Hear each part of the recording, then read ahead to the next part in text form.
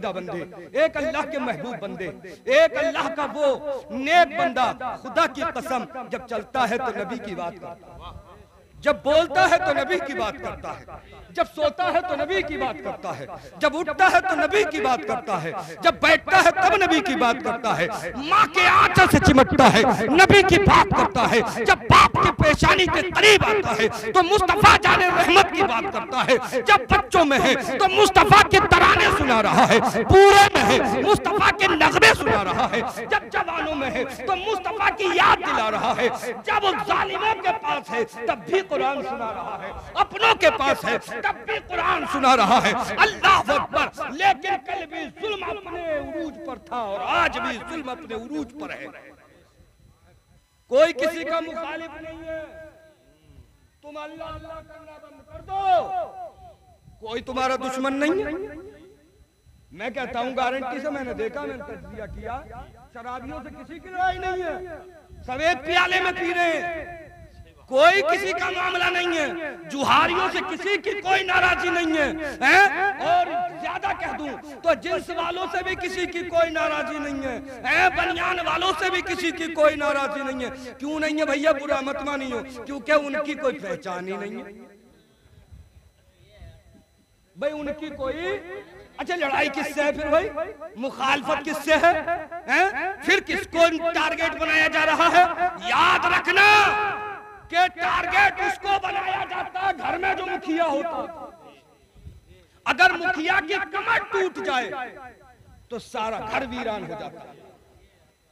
آج ٹارگیٹ جو بنایا جا رہا ہے، داڑھی والوں کو بنایا جا رہا ہے، ٹوپی والوں کو بنایا جا رہا ہے، مدرسے والوں کو بنایا جا رہا ہے، مسجد والوں کو بنایا جا رہا ہے، علماء کو بنایا جا رہا ہے۔ کبھی ان کی ویڈیو نکال کے لوگ کہہ رہے ہیں دیکھو یہ بول رہے ہیں تمہارے خلاف، اور پھر وہ تو کہہ ہی رہے ہیں اپنے کہنا اوہو ان مولاناؤں کے بالکل ان کے تو چکر میں مت پڑیو، انہوں نے تو تباہ کر دیے، انہوں نے تو برباد کر دیے۔ میں تجھ سے پوچھنا چاہتا ہوں، ارے ان عالموں نے تجھے تباہ کیا ہے تو چل پرتھوی راج کے پاس، چل اس حکومت کے پاس جو کہ جب ہندوستان کا یہ معاملہ تھا، یہ نظریہ تھا، یہ ان کا عقیدہ تھا کہ کسی کا پتی اگر دنیا سے چلا جاتا تو اس کی پتنی کو آگ میں جلنا پڑتا تھا، زندہ آگ میں جلنا پڑتا تھا، یہ ظلم نہیں تھا، یہ زیادتی نہیں تھی، بچیوں کو زندہ دفن کیا جا رہا تھا، یہ ظلم نہیں تھا، علماء نہیں آئے تھے تو یہ عالم تھا، شراب کے مٹکے گھروں میں رکھے رہتے تھے، لوگ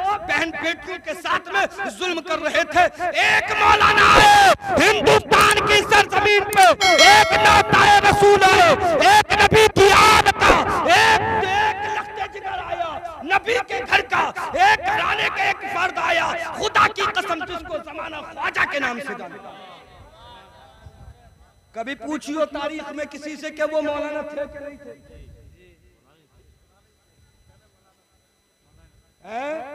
بغیر مولانا کیا ہے؟ ولی نہیں بن سکتا، یہ بھی یاد رکھیو، نمازی بن سکتا ہے، یہ کہہ سکتا ہے ان سے تو ہم ہی اچھے ہیں، ٹوپی والوں سے، نماز پڑھنے والوں سے، تو کیسے اچھا ہو جائے گا یار؟ اس سے اچھا ہو جائے گا جو اپنے رب کی بارگاہ میں 5 مرتبہ اپنا سر جھکا دے، اس سے اچھا تو ہو جائے گا؟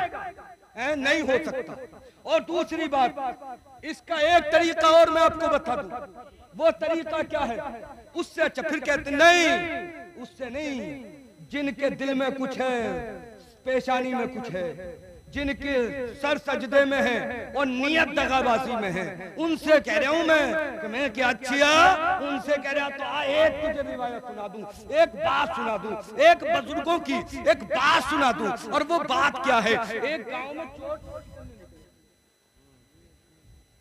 جھوٹی بات نہیں بتاؤں گا، چور چوری کرنے نکلے، اور جیسے ہی چوری کرنے نکلے تو جیسی چوری کا انہوں نے ارادہ کیا، کسی کے گھر میں پہنچے تو گھر میں جاگ ہو گئی۔ ارے تسلی سے سن لو بھئیہ، 40ویں کی 20ویں کی میلاد تو تم سن نہیں آؤ، باقی تو تم بھی نہ سننے آ رہے ہیں، اور اسے بھی نکال دو گی باتوں میں تو کیا فائدہ ہوگا؟ بے وجہ کی باتیں ہیں۔ اسلام کو ہم نے خود نے تماشا بنا لیا، اتنی مخالفت دوسرے نہیں کر رہے جتنے ہم بیکار ہیں۔ سب سے پہلے ہم ہیں گھٹیا، ہم ہیں ذلیل، ہم ہیں بیکار۔ آپ دیکھو کربلا میں ان عورتوں کی بھیڑ لگی پڑی ہے کہ کہاں گئی تھی کہ نہانے گئی تھی کہ کہاں کہ کربلا میں. ارے میں سنبل کو جانتا ہوں, بالکل نالے کا پانی آ رہا ہے, اس میں نہا رہی ہے اور اسے کربلا. علماء فرماتے ہیں اسے کربلا کی تشبیہ دے دی, ہو سکتا ہے ایمان سے خارج ہو جائے. کربلا اس کا نام ہے جہاں علی اصغر لیٹے ہیں, جہاں علی اکبر لیٹے ہیں, جہاں حسین کا خون بہایا گیا ہے. جس زمین کے جس گوشے پہ, جس حصے پہ میرے حسین کا خون ہے, اس جگہ کا نام کربلا. کیا جواب دو گے؟ ویسے کہہ رہے ہو مولانا آپ کہاں سے منع کر رہے ہو, محرموں کو بہت دنوں چل رہے ہیں, بہت دنوں سے تیرے دورے تک عالم نہ آیا تھا, ایسے ہی ٹکریں مار رہا تھا تو چل رہے تھے یہ. اب جس دن سے آئے ہیں عالم, اس دن سے صرف قرآن خوانی ہو رہی ہے, اس دن سے صرف محفل میلاد ہو رہی ہے. اے تماشے والوں کے پاس تو آج بھی عالم نہیں پہنچ رہے. میرے بھائیوں میں کس کس پہ پہلو پہ بتاؤں آپ کو, شرم آتی ہے. دل بالکل یوں سمجھیے کہ جب لوگوں کی بات سنتے تو ایسا لگتا ہے ساری بات جو لوگوں کی سنی ہے, کلیجے کی جو چبن ہے وہ آپ کے سامنے رکھ دی جائے. تو چور آگے جاگ ہو گئی. اب چوروں کو راستہ نہ ملا, چوروں کو بھاگنے کا راستہ نہ ملا, مسجد مل گئی. سب بولے بھائی چلو, بالکل حقیقت بات.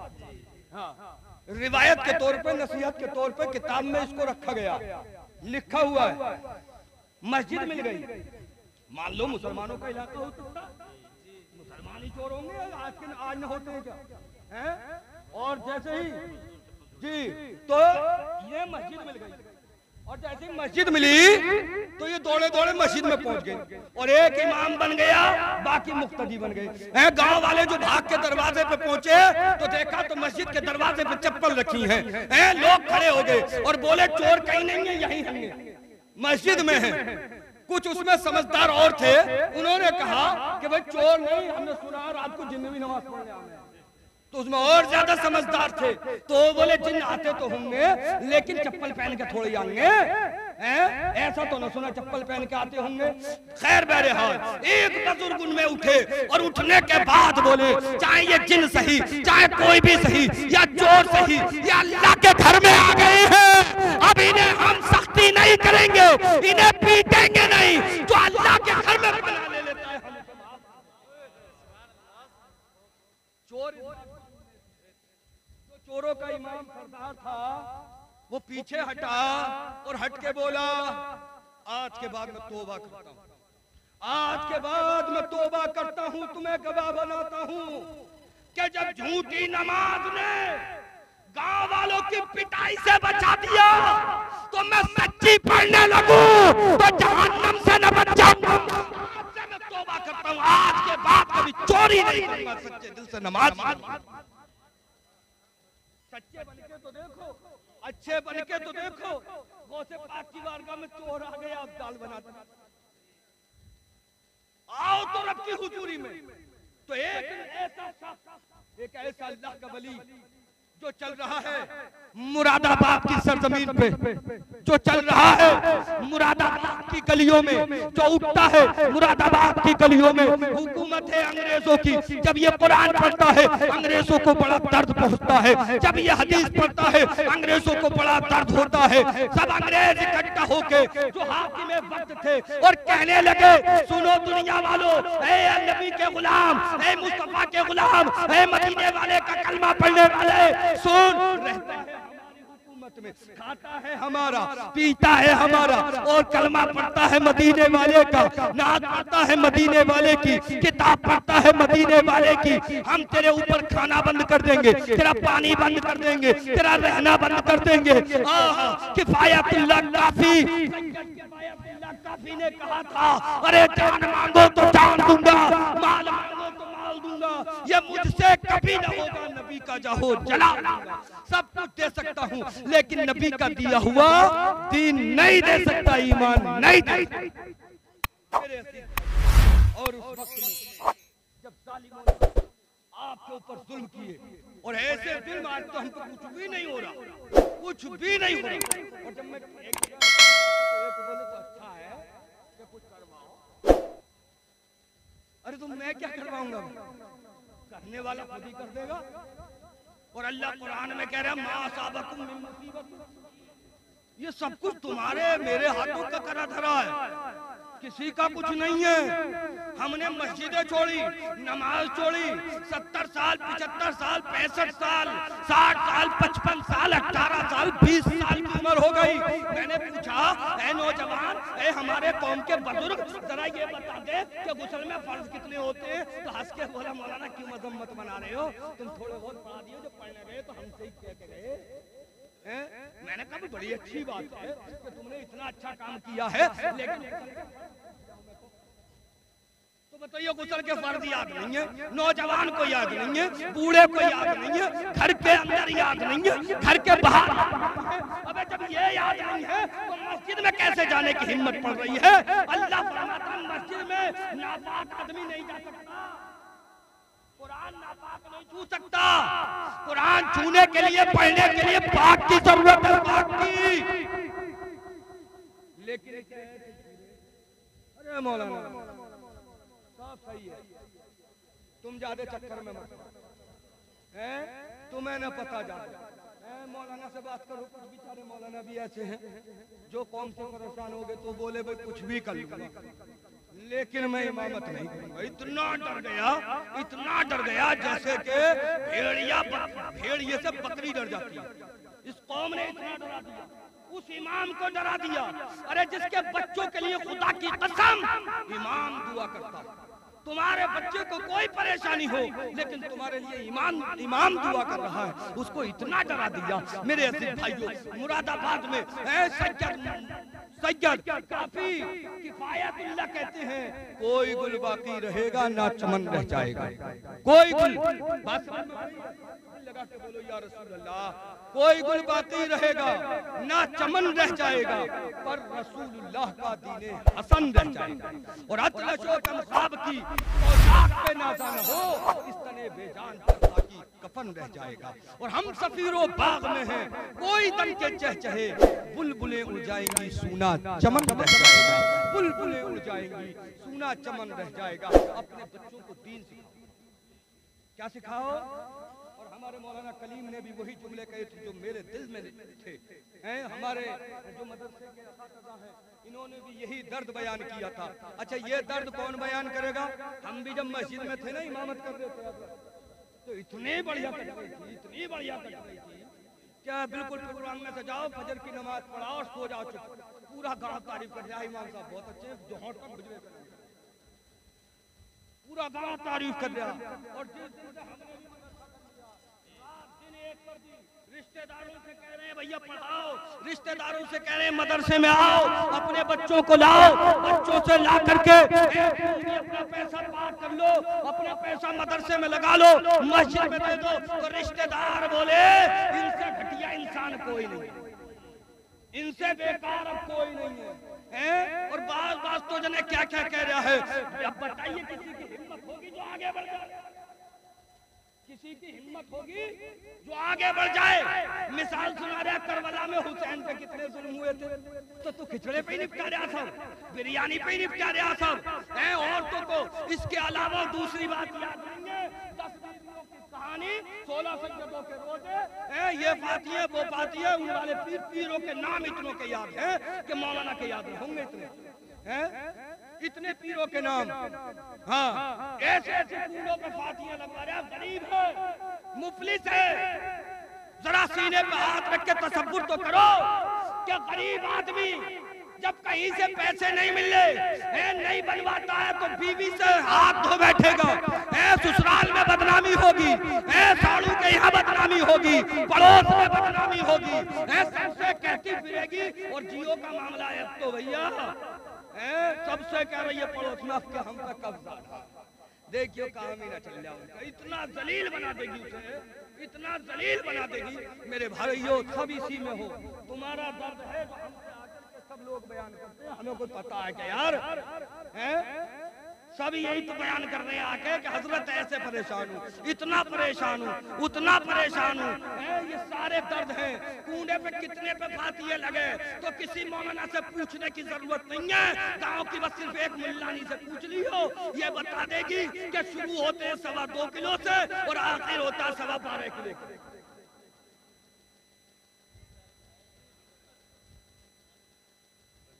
تعلیم کا کچھ نہیں پتا.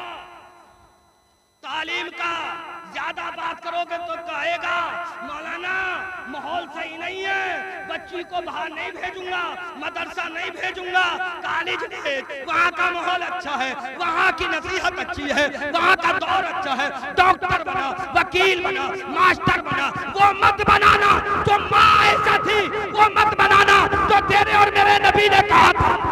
عائشہ حدیث رسول کی حافظہ,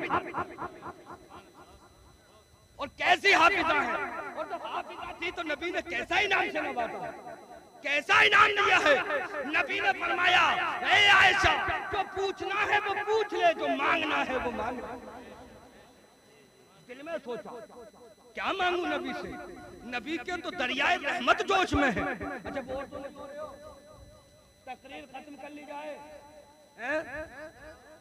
اچھا ماشاءاللہ سبحان اللہ, یہ آپ کی محبتیں ہیں. میں حضرت کی ان کی پریشانیوں کو بھی سمجھ رہا ہوں. یہ ماشاءاللہ سبحان اللہ, اللہ آپ کو سلامت رکھے, ان سب کو سلامت رکھے, پروردگار سب کو سلامت رکھے. ایک عاشق رسول کہتا ہے سرے محفل کرم اتنا میرے سرکار ہو جائے, سرے محفل کرم اتنا میرے سرکار ہو جائے, نگاہیں منتظر رہ جائیں اور دیدار, نگاہیں منتظر, زور سے بولو یار, نگاہیں منتظر رہ جائیں اور دیدار ہو جائے.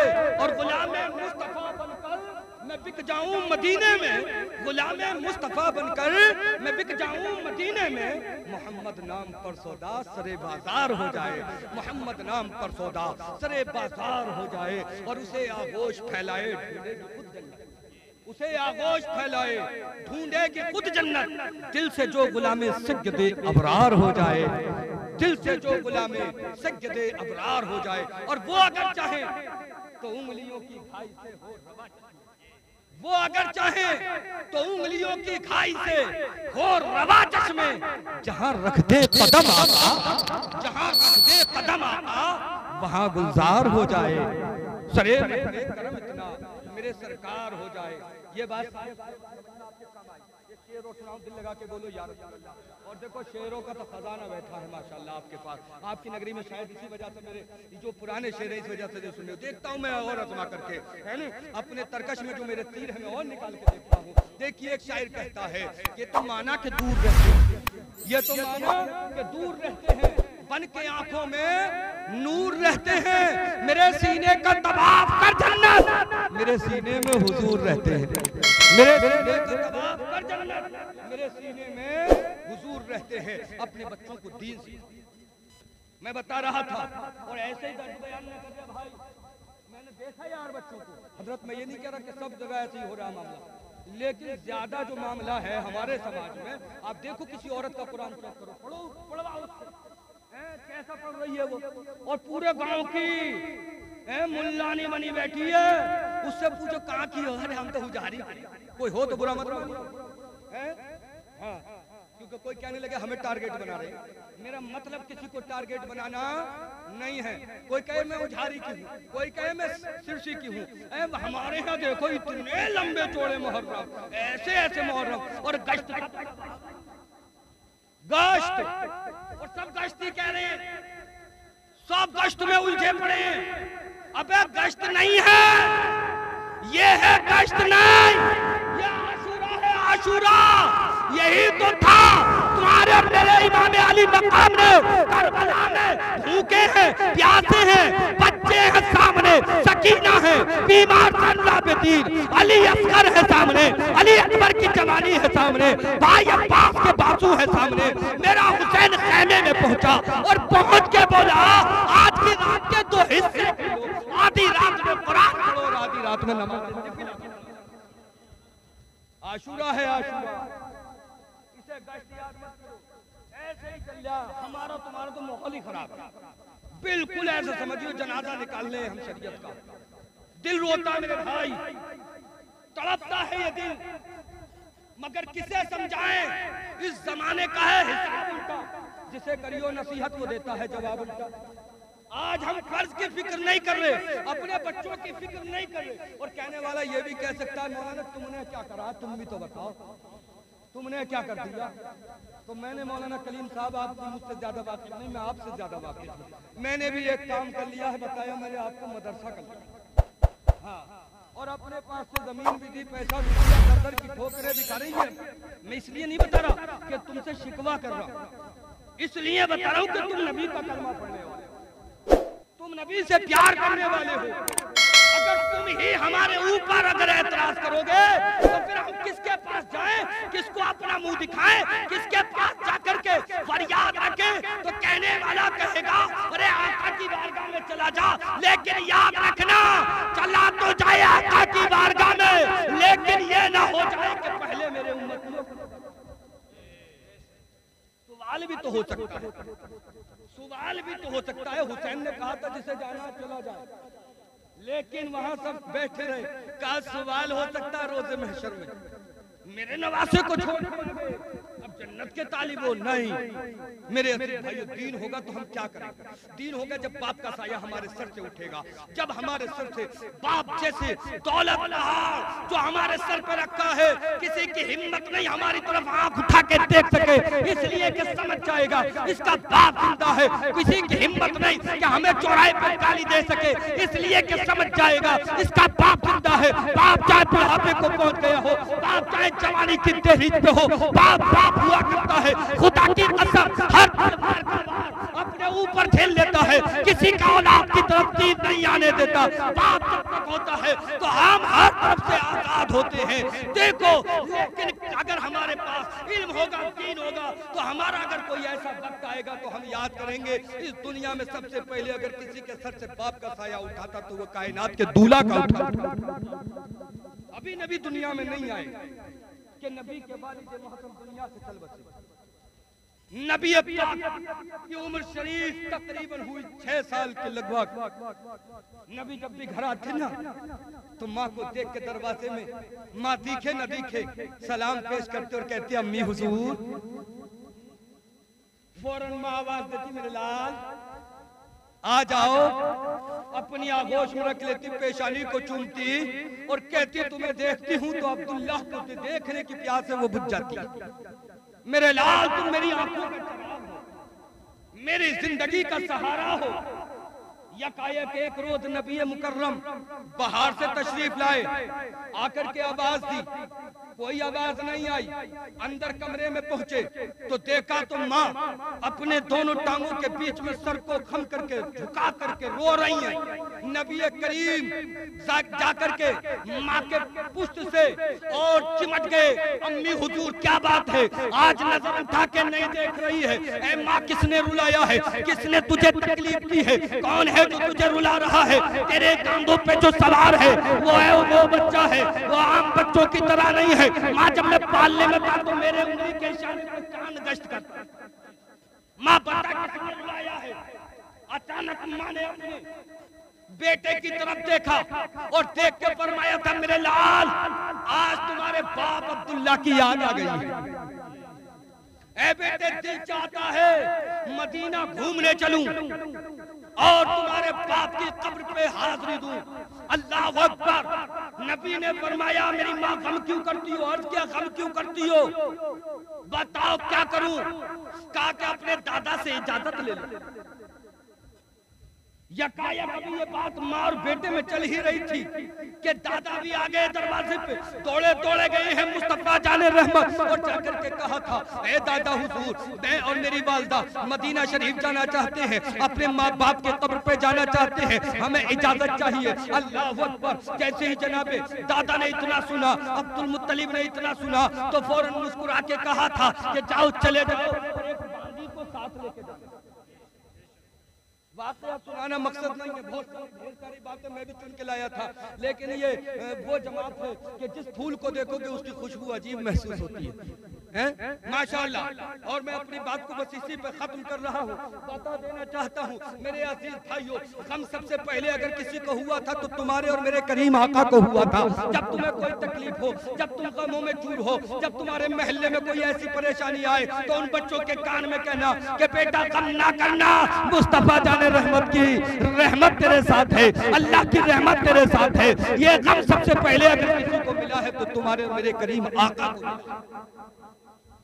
والدہ اور نبی پاک چل دیے مدینے کی جانب. ایک باندی ساتھ میں ہے, جن کا نام حضرت سویبہ ہے، تاریخ میں آتا ہے مدینے میں پہنچے اور جا کر کے ماں چوراہے پہ کھڑے ہو کے کہتی بیٹا یہاں اور میں اور تمہارے باپ کی یہاں ایک بار ملاقات ہوئی تھی، یہاں کھڑے تھے میں اور تمہارے باپ، ایسی ایسی یادیں دے کر کے مصطفیٰ کو بتا رہی ہے ماں۔